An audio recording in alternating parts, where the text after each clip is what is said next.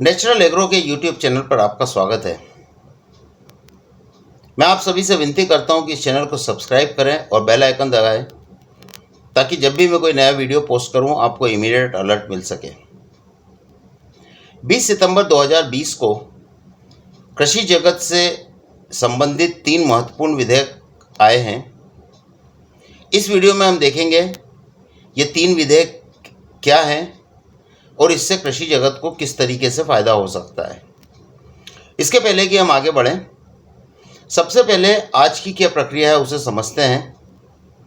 1963 में एपीएमसी विधेयक लाया गया था, जिसका मुख्य उद्देश्य किसानों को शोषण से बचाना था, जो कि उसके पहले जमींदार और साहूकार करते थे।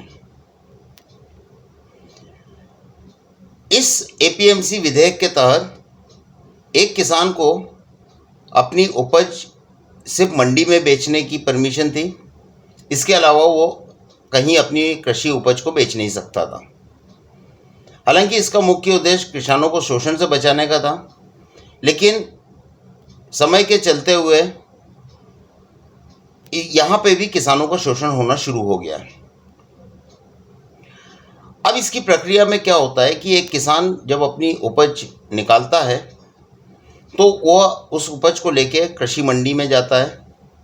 कृषि मंडी में जाने के बाद में वह व्यापारी से सीधे नहीं मिलता है, वह अपनी उपज को लेके इंतज़ार करता है और एक कमीशन एजेंट से मिलता है। कमीशन एजेंट उस कृषि उपज की जानकारी लेके व्यापारी के पास जाता है और व्यापारी उस कृषि उपज का मोल लगा के ट्रांजैक्शन एजेंट को बताता है, जो कि आगे चल के किसान को बताता है। अर्थात किसान की व्यापारी से कोई सीधा संपर्क नहीं होता है और जो व्यापारी ने उसको भाव बता दिया है वो किसान को मानना पड़ता है। तो इसमें क्या होता है कि 2 तरीके से बोली लगती है। एक होती है जो उपज न्यूनतम निर्धारित मूल्य के तहत आती है, जो कि 22 से 23 उपजें हैं, और दूसरी जो कि न्यूनतम निर्धारित मूल्य के तहत नहीं आती हैं और जो कि मार्केट की डिमांड के ऊपर डिपेंड करती है।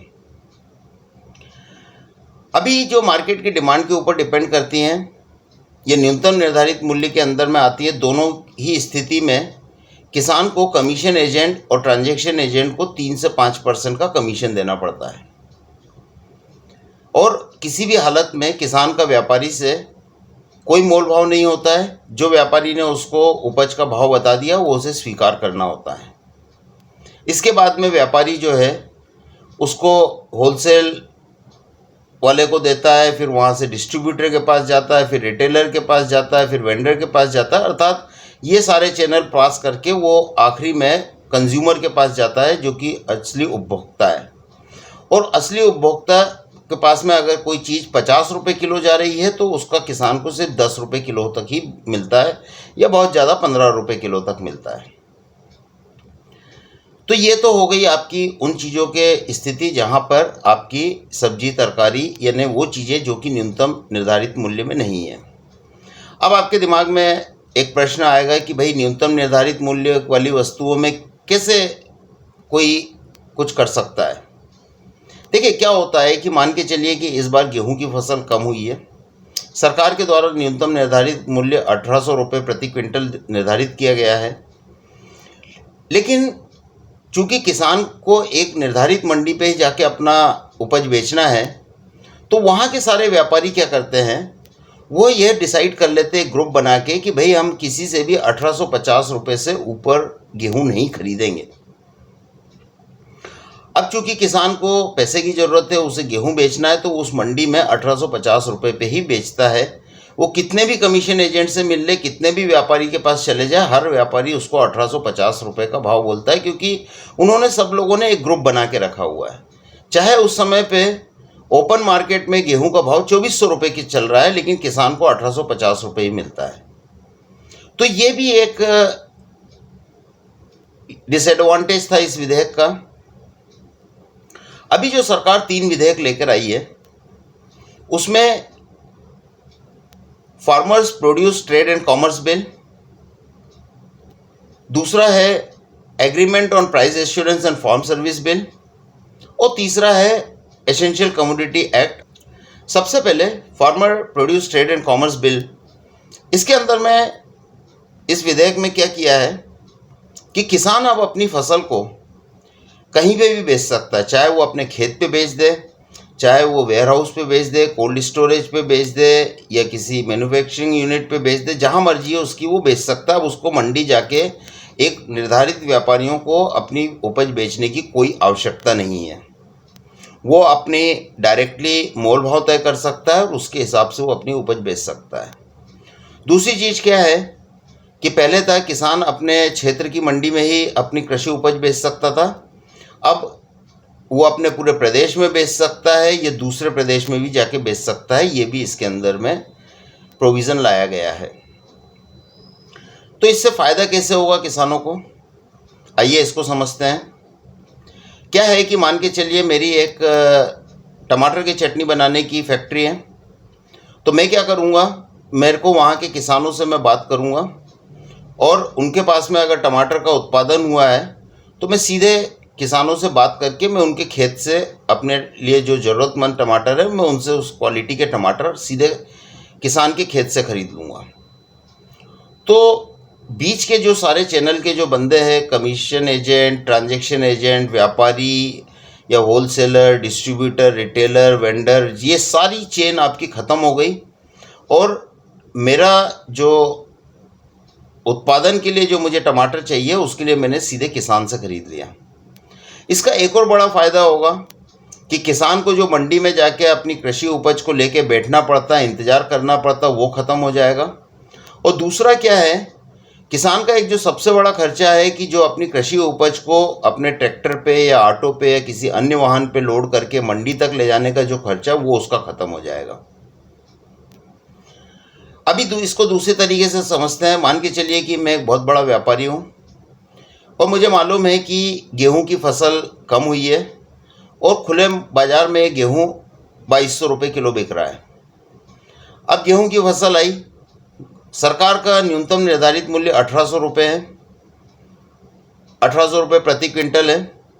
तो मैं क्या करूँगा, मैं सीधे किसानों से संपर्क करूँगा और मैं किसानों से संपर्क करके उनसे गेहूं खरीद लूँगा और उसके बाद में मैं उसे ओपन मार्केट में बेच लूँगा।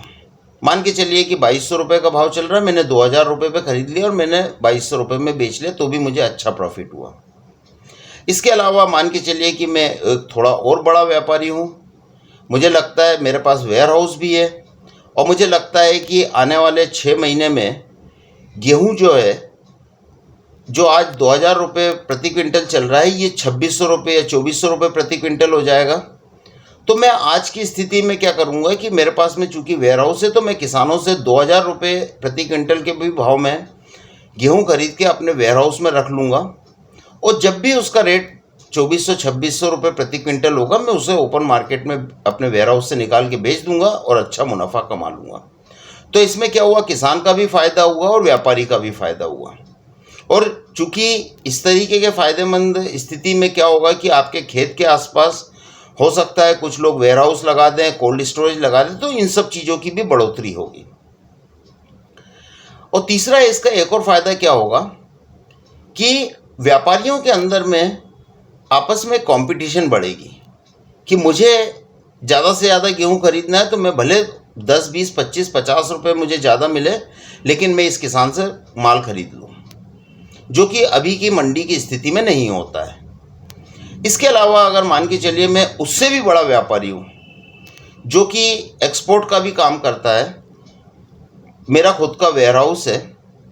अब मुझे मालूम है कि अमेरिका में इस बार हिमपात बहुत ज़्यादा हुआ है और जो उसका गेहूं उत्पादित क्षेत्र है टेक्सास, वहाँ पे पूरी फसल चौपट हो गई है। अब अमेरिका में डेफिनेटली गेहूं का इंपोर्ट होगा और मेरे पास में एक्सपोर्ट लाइसेंस है। अमेरिका में मान के चलिए गेहूं का इंपोर्ट 2800 रुपये प्रति क्विंटल हो रहा है और मेरे को यहाँ पे आपके भारत में मार्केट में रेट है 2000 रुपये प्रति क्विंटल। किसान का न्यूनतम निर्धारित मूल्य है 1800 रुपये प्रति क्विंटल। तो हो सकता है कि मैं 2100 रुपये प्रति क्विंटल के भाव से किसान से डायरेक्टली गेहूं खरीद लूं और उसको अमेरिका में 2600 या 2800 रुपये प्रति क्विंटल के हिसाब से एक्सपोर्ट करके एक लंबा मुनाफा कमा लूँ। तो ये सारी चीज़ें इन विधेयक के अंदर में होने वाली हैं और इसके लिए किसान को ये बहुत ज़्यादा समझना ज़रूरी है कि किस तरीके से वो अब इस मंडी के चुंगल से बाहर निकले और अपने खेती किसानी की उपज का अधिक से अधिक फ़ायदा उठा सके। इसके अलावा दूसरा बिल है agreement on assurance of price and farmers bill. इसमें क्या है कि आपके पास में ये एक प्रकार से कॉन्ट्रैक्ट फार्मिंग को बढ़ावा देता है, जिससे इंडस्ट्री को भी बढ़ावा मिलेगा, आपकी खेत की उपज को भी बढ़ावा मिलेगा। इसमें क्या होता है कि मान के चलिए आपके क्षेत्र में आप एक दवाई बनाने की फैक्ट्री है जिसको लहसुन और अदरक लगता है।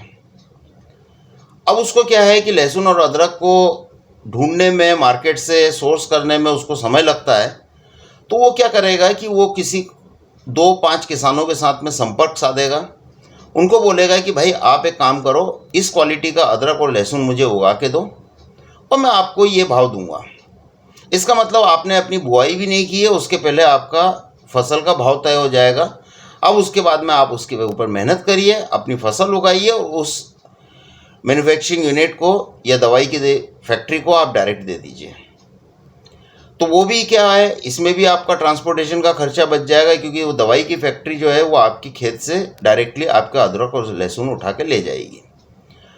अभी उस दवाई की फैक्ट्री को हो सकता है कि एक पर्टिकुलर क्वालिटी का अदरक और लहसुन चाहिए, तो हो सकता है कि वो आपको बीज प्रोवाइड करे, हो सकता है वो आपको कुछ आर्थिक मदद कर दे ताकि उसका जो फसल का उत्पादन हो वो अच्छी क्वालिटी का हो। तो ये सारे फायदे भी एक किसान को इस विधेयक के तहत हो सकते हैं। अभी जो है तीसरा, आवश्यक वस्तु अधिनियम में जो बदलाव किए गए हैं, इसमें क्या है, जो खाने वाले अन्न है जैसे गेहूँ, मेज आदि, दालें, आपके ऑयल सीड्स जिससे ऑयल निकलता है, इसके अलावा आलू आदि, इन सब चीज़ों को आवश्यक वस्तु अधिनियम से अलग कर दिया गया है। सिर्फ इमरजेंसी के टाइम पे, जैसे अगर कोई बाढ़ आ गई या युद्ध हो गया, उस टाइम पे ये वापस आवश्यक वस्तु अधिनियम में आ जाएंगे।